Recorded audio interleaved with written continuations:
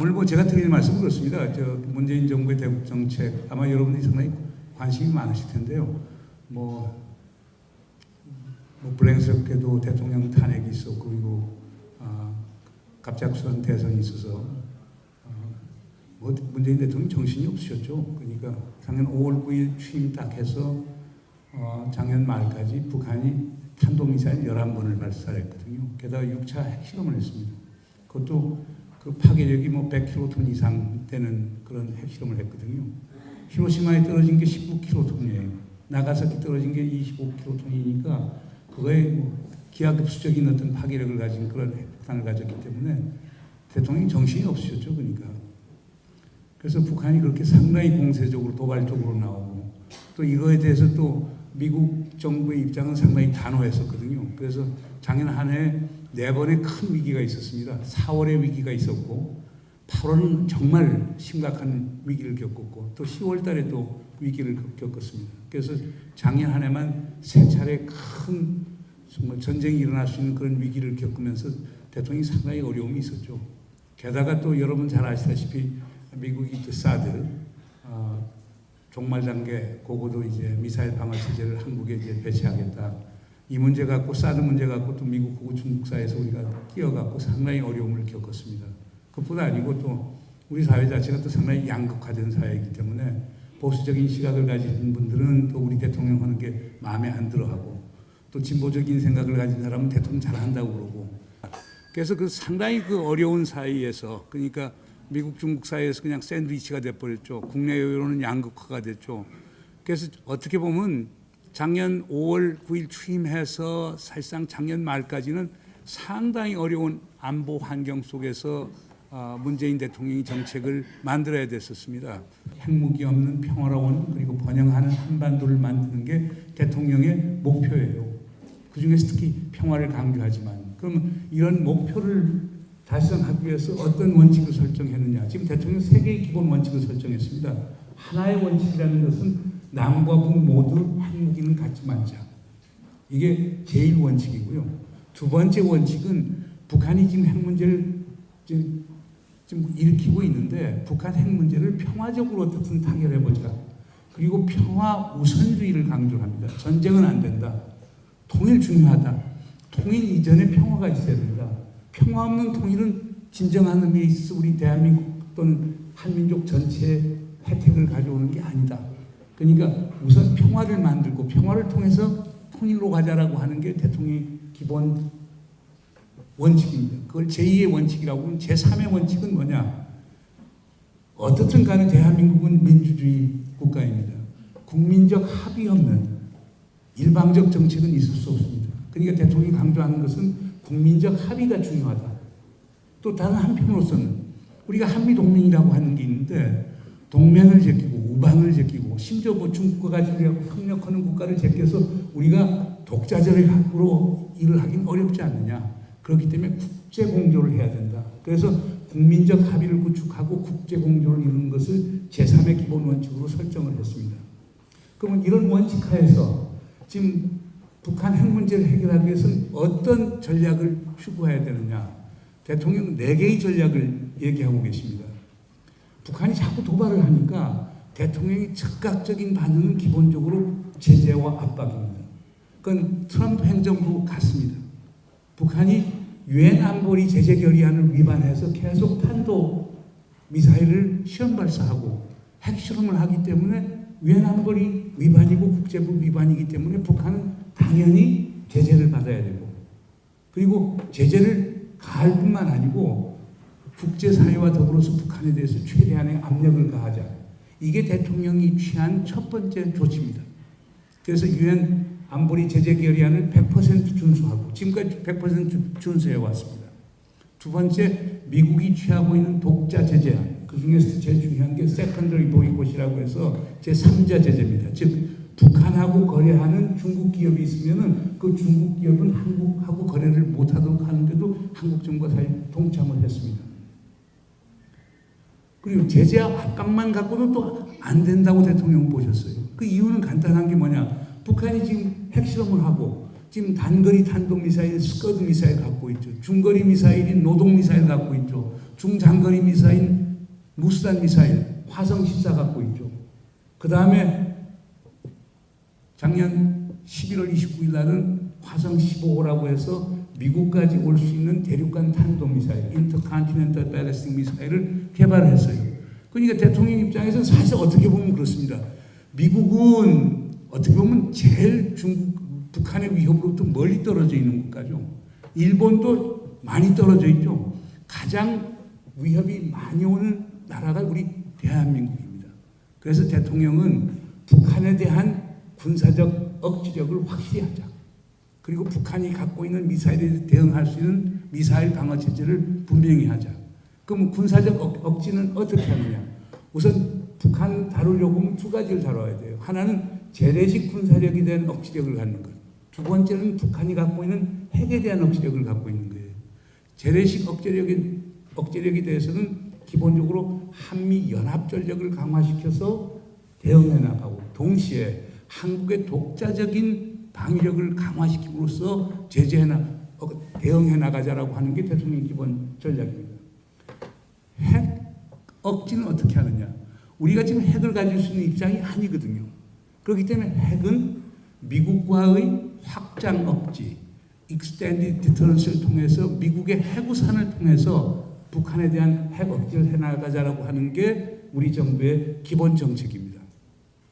그리고 미사일 방어 같은 경우는 북한이 지금 계속해서 지금 미사일 쏘대니까 사실상 우리 입장으로서는 염려가 될 수밖에 없는 거죠. 그러니까 우리 대통령이 한 건 우리가 기본적으로 갖고 있는 것은 미국으로부터 패트리엇 미사일이라고 해서 북한이 쏜 미사일을 요격할 수 있는 요격 미사일을 우리는 지금 갖고 있습니다. 그게 지금 패트리엇 미사일 2라고 해서 팩2를 갖고 있는데 조금 그게 후진적이었기 때문에 이제 팩3를 이제 획득하고 그다음 미국이 사드를 갖고 배치하게 되는 것도 우리도 여러 하여간 그 경로를 겪어서 결국에 사드 미사일 배치도 이제 허용을 하게 된 거죠.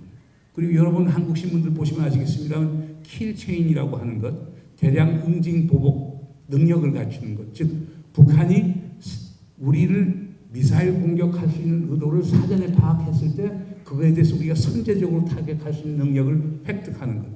그리고 지금은 미국에 거의 전적으로 의존하고 있는데 북한에 대해서 우리가 정찰 감시를 할 수 있는 자산들. 그래서 미국에서 글로벌 호기라고 하는 고고도 무인 정찰기도 우리가 지금 수입할 예정으로 돼 있고 그 다음에 우리 자체가 또 이제 북한을 상시 감시할 수 있는 군사 정찰 위성을 지금 한 5개 정도 지금 띄우려고 지금 준비를 하고 있거든요. 그러니까 이런 것들을 지금 현 정부가 준비를 하고 있습니다. 그래서 사실상 지난 이명박 박근혜 정부 같은 경우는 군사비 증가액이 매년 2에서 3%밖에 되지 않았어요. 그런데 지금 문재인 정부에서는 거의 7.5% 좀 증가를 시키고 있죠. 그리고 여러분 보시면 알겠습니다만은 이게 아무것도 아닌 것 같지만 자 북한이 미사일을 시험 발사했다. 과거에는 우리가 대응한 적이 없어요. 문재인 정부에서는 그 비싼 미사일 한 대에 20억, 30억 하는 걸 바로 실전 배치해서 대응 시험 발사 우리가 했어요. 뭐 토로스 미사일 같은 것도 바로 쏘고 우리 현무 미사일 같은 것도 과거엔 그냥 비축만 해놨지 북한이 미사일 시험 발사하더라도 우리가 대응을 안 했었어요. 그러나 문재인 정부 있을 때는 우리가 사전 파악하니까 저쪽에서 탄도미사일 시험 발사하자마자 우리도 현무 미사일 바로 시험 발사하면서 그런 식으로 지금 억지력을 갖춰 나온 거죠. 그러나 제재와 압박 또는 군사적 억제와 미사일 방어만으로 되는 건 아니라고 하는 것을 현 정부는 잘 알고 있습니다. 그래서 강조하는 게 대화와 협상을 해야 되겠다. 대화와 협상의 핵심은 우선 남북 간의 대화를 해야 되겠다. 근데 작년 말까지 북한은 전혀 나오지 않았죠. 우리하고 모든 대화 채널 다 잘랐어요. 서해에 있던 군사 통신선도 일방적으로 잘라버렸고 판문점에 있는 통신선은 아예 전화를 받질 않아요. 고성에서 금강산 연결하는 동해 쪽에 연결선도 통신선도 완전히 잘라버렸어요.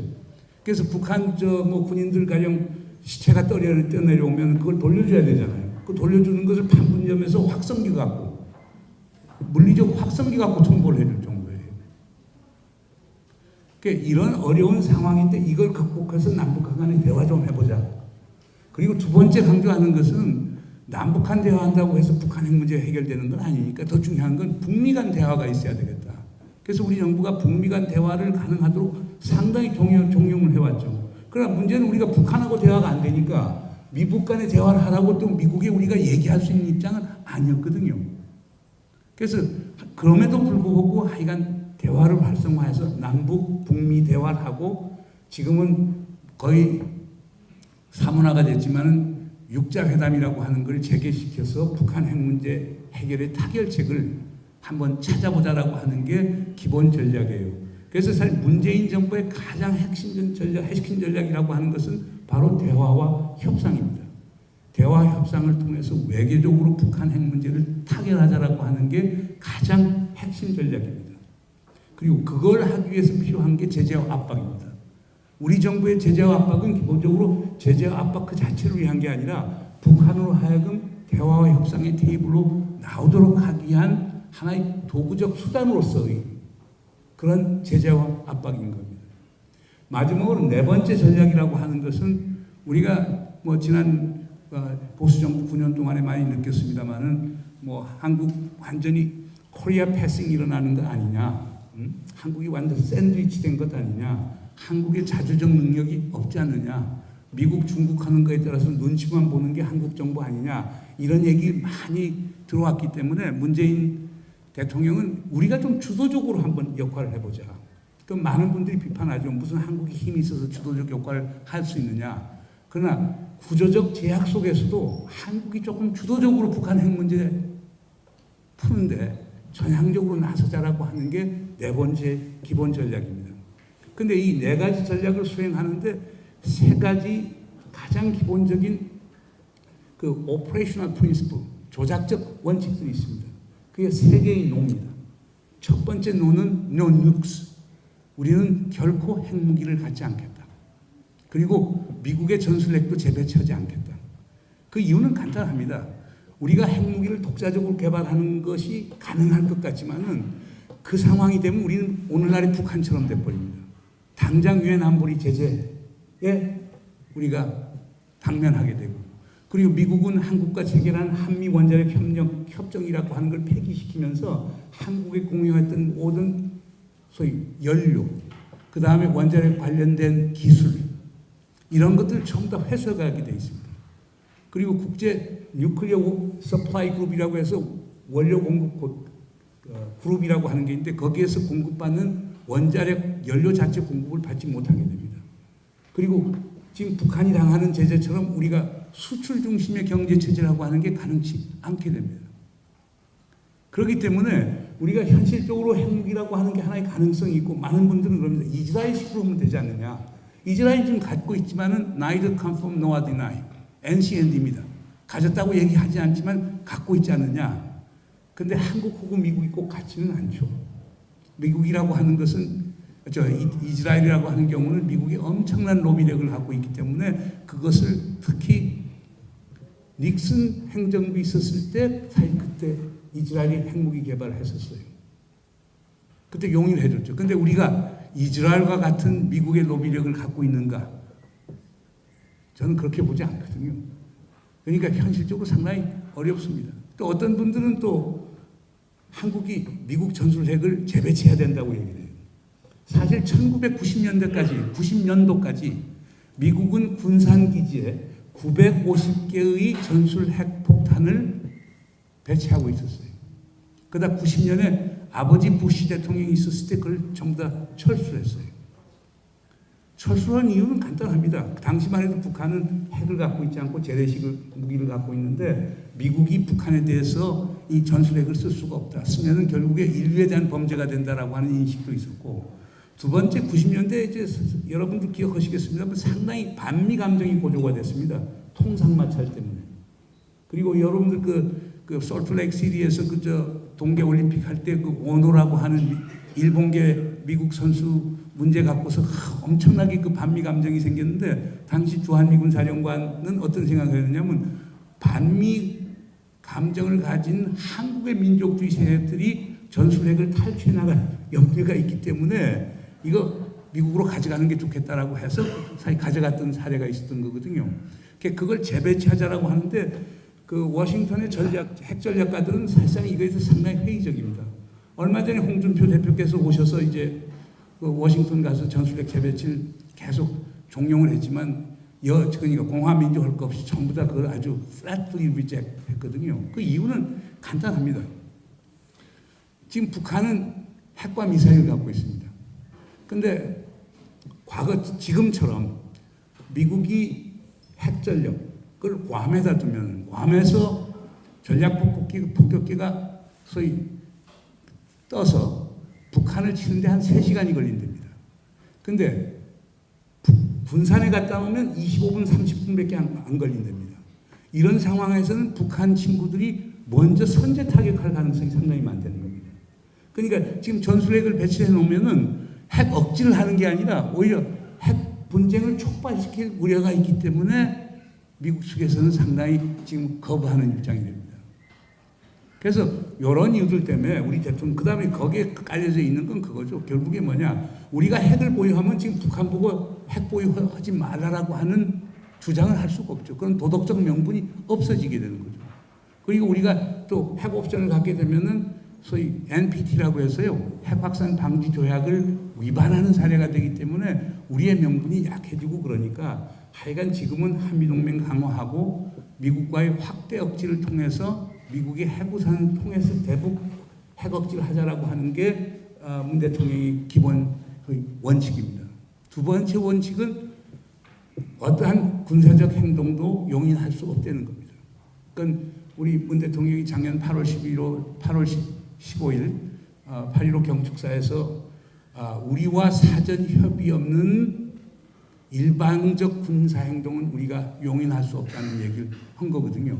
그건 사실 베를린 가서도 이제 그 말씀을, 독일 가서도 그 말씀을 하셨는데, 기본적으로 대통령은 한반도에 미국이 가장 일방적 군사적 행동을 했을 때 한반도에 있어서의 전쟁의 확전은 불가피하다고 보는 거거든요.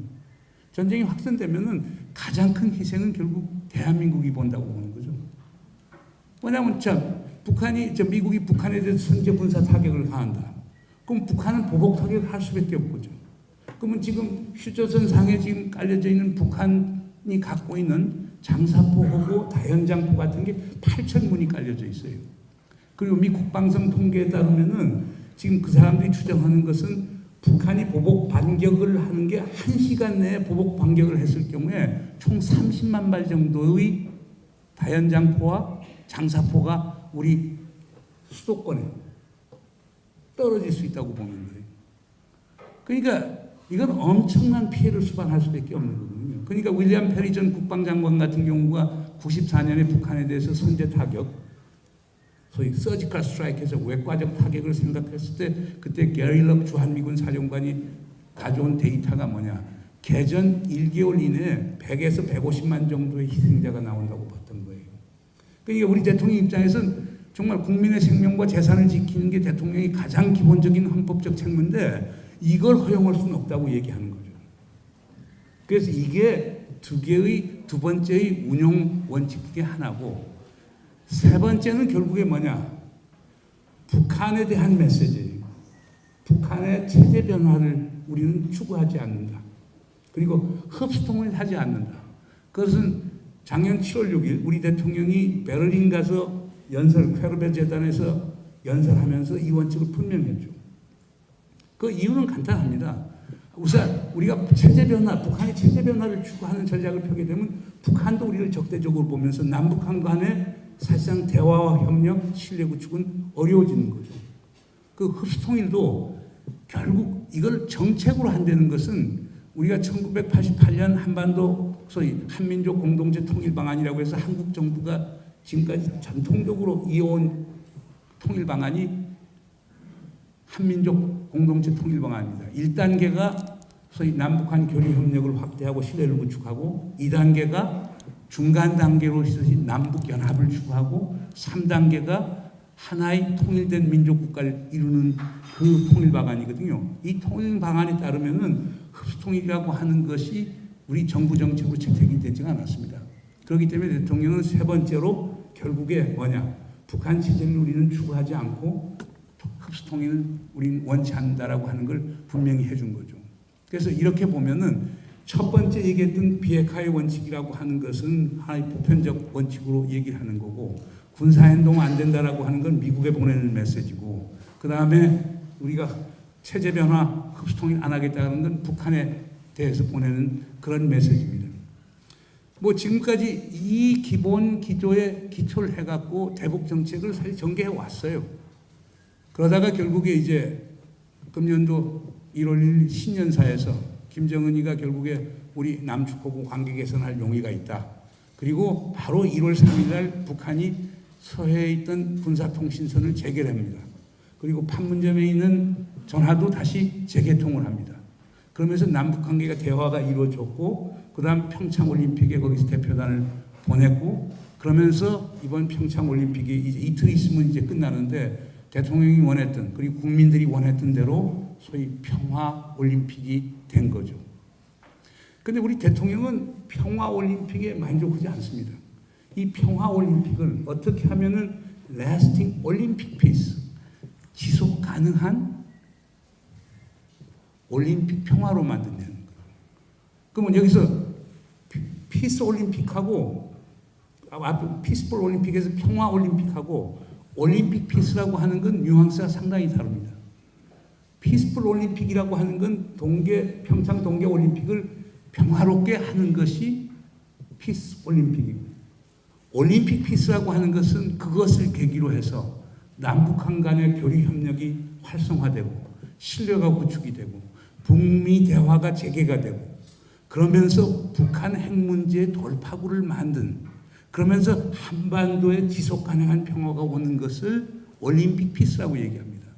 그러니까 우리 문 대통령께서 강조하는 것은 어떻게 하면은 이 피스풀 올림픽을 라스팅 올림픽 피스로 만드냐라고 하는 것입니다.